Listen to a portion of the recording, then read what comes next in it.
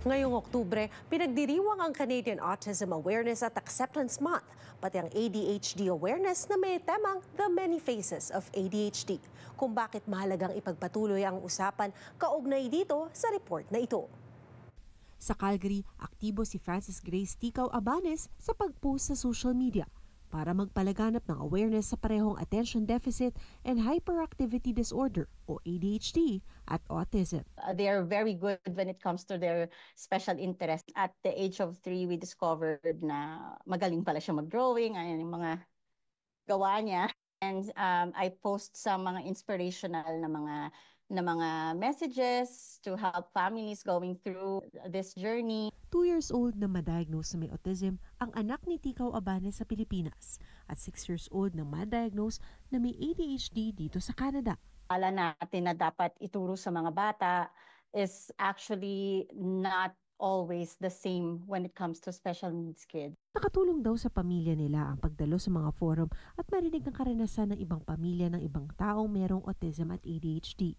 Kung kaya't itinutulak niya ring ipalaganap ang kanilang kwento. Anya, pinatatag daw muna niya ang connection nilang mag-ina bago siya nagdisiplina o nag-demand sa anak. The moment that you have that connection, kasi yung brain kasi ng mga autistic and ADHD kids, they're always in a fight or flight na state, na feeling nila the world is a threat to them.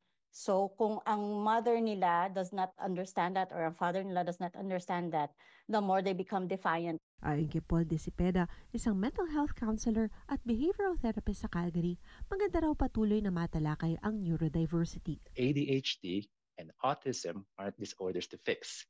They are different ways of experiencing and engaging with the world. So ibig sabihin, iba-iba ang paraan na pag-focus o pag-function ng utak ng bawat tao. Hindi ito tungkol sa kulang o sobra, kundi ibang paraan lang na pagproseso ng mundo. It's more about how the brain manages attention, energy, and impulse control.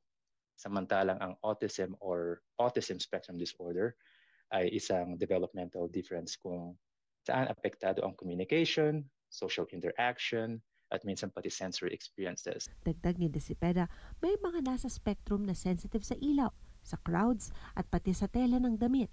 Unique daw ang bawat kaso at ang ilan mas nangangailangan ng suporta. It's better to know what can you do for your kid through the experience of other people. Mainam daw na makiisa sa Center for ADHD Awareness Canada at magbasa ng mga post ng Canadian ADHD Resource Alliance.